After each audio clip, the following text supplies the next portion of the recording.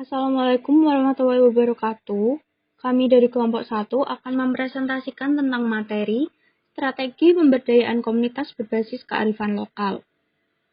Kelompok kami 1 Abel Pratama, 2 Adelia Arumningtyas, 3 Akbar de Alvaro, 4 Almira Zahra, 5 Amanda Putri, 6 Ananda Eka, 7 Azalea Anggita, 8 Kristina Ningsih, 9 Dita Agustina, 10 Fairuzita Indira. Definisi dari komunitas ataupun community berarti masyarakat setempat yang memiliki cakupan wilayah yang sama. Dalam komunitas, terdapat jalinan interaksi yang kuat dan persamaan kebudayaan serta terjadi hubungan pribadi yang sangat erat antar anggota. Jadi, komunitas merupakan salah satu bentuk kelompok sosial yang sengaja dibentuk karena memiliki tujuan tertentu. Definisi menurut para ahli, ada Ferdinand Tonis. Komunitas merupakan konsep dari Gemeinschaft atau paguyuban yang terikat oleh ikatan darah, kesamaan tempat, maupun ideologi. Selanjutnya, Surjono Sukanto. Komunitas merupakan sekelompok manusia yang menunjuk pada warga suatu daerah. Kriteria komunitas menurut Surjono Sukanto. Yang pertama ada jumlah penduduk, kedua luas, kekayaan, dan kepadatan penduduk. Yang ketiga ada fungsi khusus komunitas, dan yang terakhir organisasi masyarakat yang bersangkutan. Ciri-ciri dari komunitas. Ada kesatuan hidup tetap dan teratur, bahwa hubungan antara anggota berlangsung secara akrab, kekeluargaan, saling mengenal, juga tolong-menolong. Yang kedua bersifat teritorial. Unsur pembentuk komunitas yaitu daerah yang sama tempat kelompok tersebut berada, seperti RT, RW, ataupun desa. Yang ketiga, perasaan. Muncul akibat seseorang berusaha mengidentifikasikan dirinya dalam kelompok. Dalam hal ini, kepentingan individu diselaraskan dengan kepentingan kelompok. Yang keempat, sepenanggungan. Adanya kesadaran peran oleh anggota memungkinkan munculnya rasa sepenanggungan dalam menjalankan perannya di kelompok. Dan yang terakhir, saling memerlukan. Individu yang bergabung dalam masyarakat sangat bergantung pada komunitasnya, meliputi kebutuhan fisik dan kebutuhan sehari-hari. Kekuatan pengikat komunitas. Kekuatan pengikat suatu komunitas adalah kepentingan bersama dalam memenuhi kebutuhan sosial yang biasanya didasarkan atas kesamaan latar belakang budaya, ideologi, dan sosial ekonominya. Jenis-jenis dari komunitas. Yang pertama ada komunitas masyarakat tradisional. Sifatnya lebih kedaerahan, menjunjung tinggi adat istiadat, tingkat kesetiaan pada kelompoknya sangat kuat. Contohnya seperti masyarakat suku Baduy. Lalu selanjutnya ada komunitas masyarakat modern. Kelembagaannya lebih kompleks, senantiasa mengikuti perubahan zaman. Contohnya seperti komunitas sepeda, komunitas pencinta hewan, dan lain-lain. Lalu ada berdasarkan minat. Terbentuk karena adanya kesamaan minat ataupun bakat para anggotanya. Dan yang terakhir berdasarkan lokasi. Terbentuk karena adanya kesamaan lokasi atau tempat secara geografis. Definisi kearifan lokal. Yang pertama ada Kamus Inggris Indonesia John M. Eccles dan Hasan Sadili. Kearifan lokal terdiri dari dua kata yaitu kearifan atau wisdom dan lokal. Jadi kearifan lokal adalah gagasan atau nilai setempat yang bersifat bijaksana, penuh kearifan, dan diikuti anggota masyarakatnya. Yang kedua, menurut UU nomor 32 tahun 2009. Kearifan lokal yaitu nilai-nilai luhur yang berlaku dalam tata kehidupan masyarakat untuk melindungi dan mengelola lingkungan secara lestari. Yang ketiga, Haryati Subadyo. Local genius adalah juga cultural identity, identitas ataupun kepribadian budaya bangsa yang menyebabkan bangsa tersebut mampu menyerap dan mengelola kebudayaan asing. Selanjutnya ada Rahyana. Kearifan lokal merupakan kecerdasan manusia yang dimiliki oleh kelompok etnis tertentu yang diperoleh melalui pengalaman masyarakat. Dan yang terakhir ada menurut Gori Keraf, Kearifan lokal hidup di tengah komunitas ekologis secara harmonis untuk mengaitkan antara kehidupan manusia bersinergi dengan alam di sekitarnya. Selanjutnya ada ciri-ciri. Yang pertama, mampu bertahan terhadap budaya luar.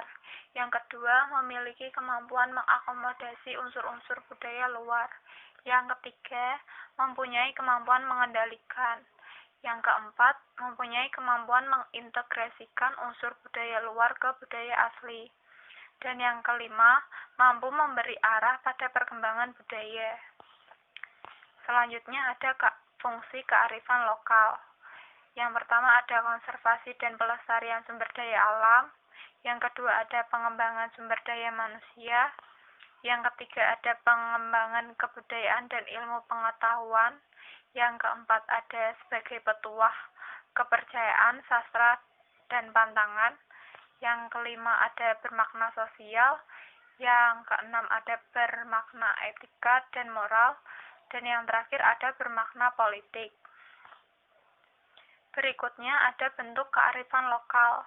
Bentuk ini dibagi menjadi dua. Yang pertama, berwujud nyata, yaitu tekstural, bangunan atau arsitektural, dan benda cagar budaya. Yang kedua, tidak berwujud, seperti nyanyian, pantun, dan cerita yang syarat nilai ajaran tradisional. Selanjutnya ada kearifan lokal dalam masyarakat Indonesia, yaitu ada kearifan lokal dalam karya-karya masyarakat, kearifan lokal dalam pemberdayaan sumber daya alam, kearifan lokal dalam mitos masyarakat, kearifan lokal dalam bidang pertanian, dan kearifan lokal dalam cerita, budaya, petuah, dan sastra. Selanjutnya ada potensi kearifan lokal. Pada prinsipnya, kearifan lokal mempunyai peran yang sangat strategis.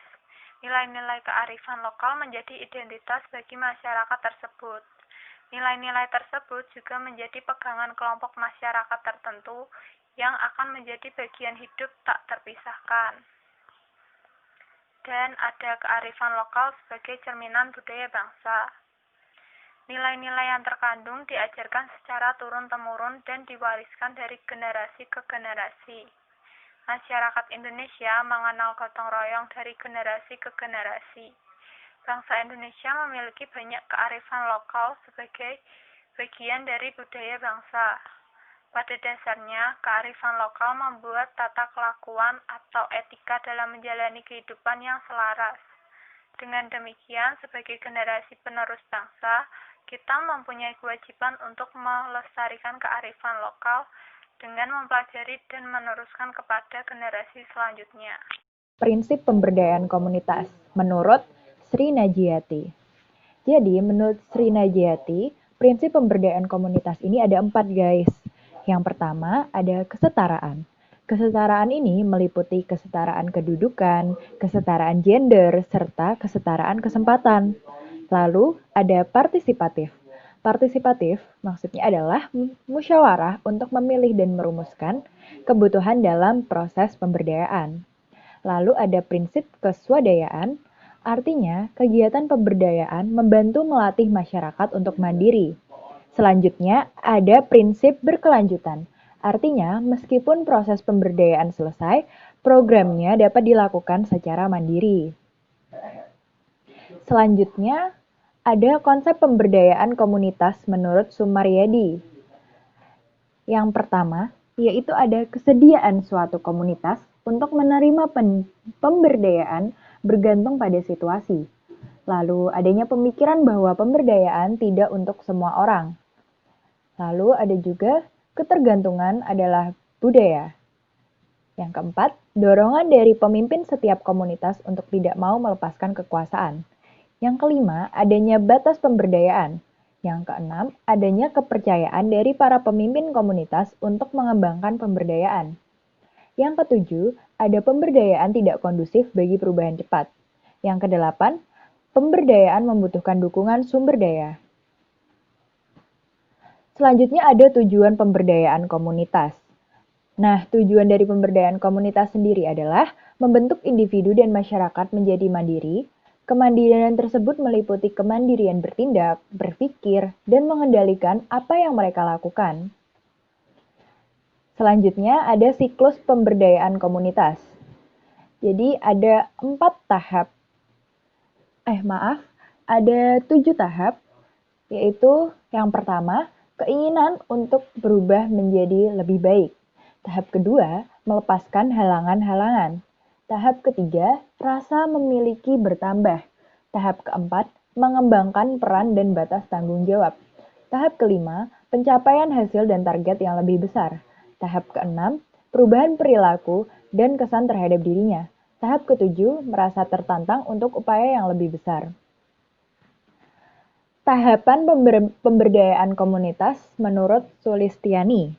Yang tahap 1, penyadaran perilaku. Tahap 2, transformasi kemampuan. Tahap 3, peningkatan kemampuan intelektual. Selanjutnya ada inisiator pemberdayaan komunitas. Inisiator pemberdayaan komunitas ini ada 3. Jadi yang pertama itu pemerintah. Pemerintah berperan sebagai pengambil keputusan dan pendanaan. Lalu ada swasta berperan sebagai implementasi penentuan langkah bersama dengan masyarakat. Lalu ada masyarakat berperan dalam bentuk partisipasi. Selanjutnya, partisipasi komunitas dalam pemberdayaan. Menurut Erikson, partisipasi komunitas dalam pemberdayaan dibagi 3. Yang pertama pada tahap perencanaan. Pada tahap ini, masyarakat ikut berpartisipasi dalam memberi usulan, kritik, maupun saran mengenai suatu proyek. Yang kedua, pada tahap pemanfaatan.